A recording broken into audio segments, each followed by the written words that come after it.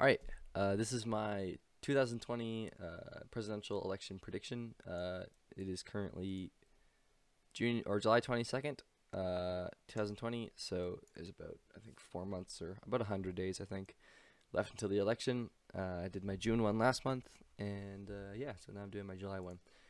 My margins are above 15%, then 5 to 15, then 1 to 5, and then 0 to 1. And of course, same thing for the Democrats.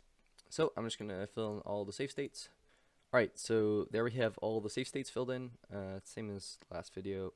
Includes places like Maine's 1st District, as well as places like South Carolina. I know some people maybe characterize South Carolina as a likely or whatever, but realistically, it's not going to go to the Democrats. So just going to put it as a solid.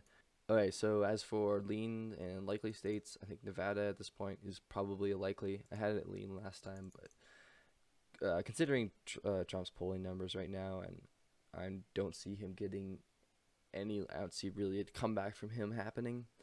I feel like Joe Biden could easily win this state. At this point, it's going to be a solid Democrat state by probably 2024, 2028. I don't know. Same goes for Colorado, New Mexico, same story. Minnesota, same thing. I don't know where it's going in the future, but for this election, definitely easy pickup for Joe Biden. Same with Virginia, same with New Hampshire, same with Maine at large. And that gives Joe Biden 232, which is Hillary Clinton's electoral map. That's pretty accurate considering Joe Biden is much more popular than Hillary Clinton was, and I'm sure he'll do better, especially considering how poorly Trump is doing in comparison to how he was in 2016. As for the Trump states, I still think Texas is going to go probably around 5% for Trump, maybe 4 if it gets worse. But I still think he'll campaign a lot in the state because, if he were to lose Texas, that'd be, they're absolutely like there's plenty of other states he can use, and you could say, oh, he's probably going to lose the election, but Texas, if he does lose, there is no way he can win the election.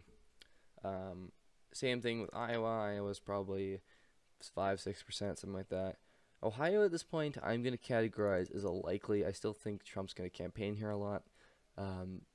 He needs to hang on to Ohio, not in the same way as Texas, but he certainly needs to hang on to Ohio to be competitive at all. And I think he will win it. Like I said, I know Joe Biden. Like a poll just came out today, saying I think Ohio is like +4 for Biden or something. I think that's going to swing back into Trump's favor, but I don't know. That's my guess right now. I could see going for Trump by about 1 or 2% probably. And finally, for Trump, we also have Maine's 2nd District, which I think he'll probably win by about 1 or 2%. Although there's very little polling data out of there, so it's kind of hard to tell. So I'm just kind of going off demographics and how he did in 2016 and whatnot. Anyways, here we have the toss-ups, the final 7, I believe it is. First of all, it's Michigan. I think Michigan at this point is effectively, it's going to be really, really difficult for Trump to somehow win Michigan back. Like honestly, just due to Joe Biden being Joe Biden over Hillary Clinton, he's going to win it. I think he'll probably win it by about 4% or 3 or 4%, somewhere in there. Pennsylvania, I'll go to next. Pennsylvania, I think he will also win by a bit better margins than last time. I would guess around 1% to 1.5%, I believe. Now I'll head it down to North Carolina and Georgia because these have so far been pretty much the same as my last prediction. So North Carolina, I still believe Trump is going to win this state. Like I said, if it didn't go for Obama in 2012, I still have a hard time seeing it flipping to Joe Biden in 2020. But it is going to be very competitive, certainly. And I do think maybe depending on his VP pick, Joe Biden's VP pick, I think North Carolina could maybe fall into Democrat hands. But for now, I'm going to leave it as a tilt Republican. Georgia, same deal. Probably a lean Republican, lean Republican. Probably about 1% in favor of Donald Trump. I don't think Joe Biden could win Georgia if he just focused a ton of campaigning on there. But realistically, he has better things to do in the Midwest and Florida and whatnot. So probably still about 1 or 2% for Trump.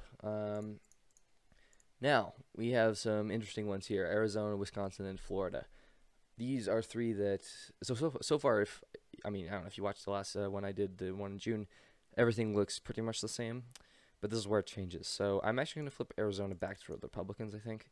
Um, I just think Trump's going to focus on here more than I anticipated. Like his second big campaign rally was in Arizona. And there still seems to be quite a lot of support for him there. Polling, while it was looking good a month ago, it has kind of died down for Joe Biden. He's still leading by about 2 points or whatever, but Trump should be able to, I think, beat that back.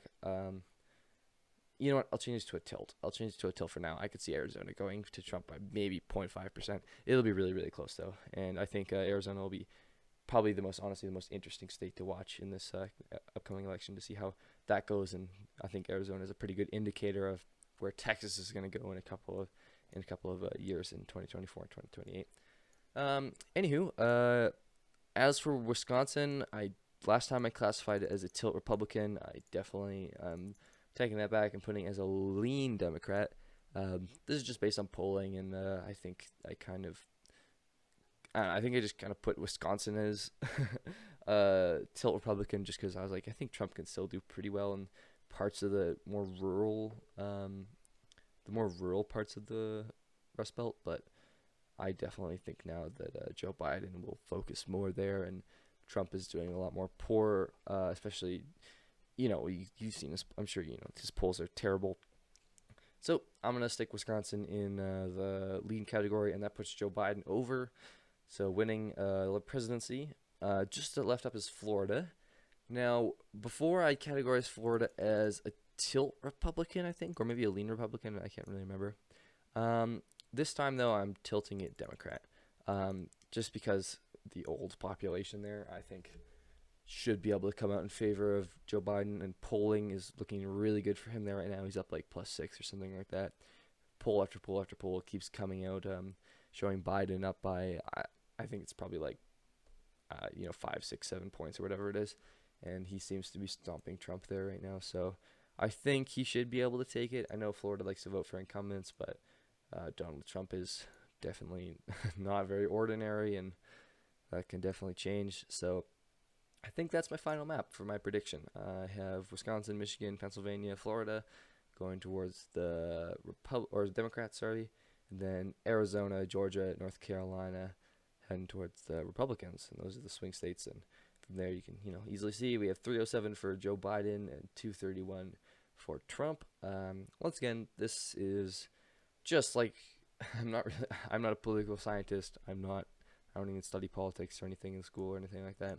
Just my gut feeling, just looking at polls and whatnot. But I think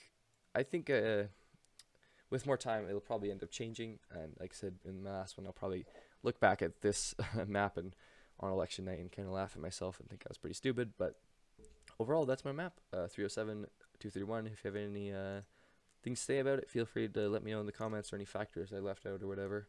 But yeah, thanks for watching.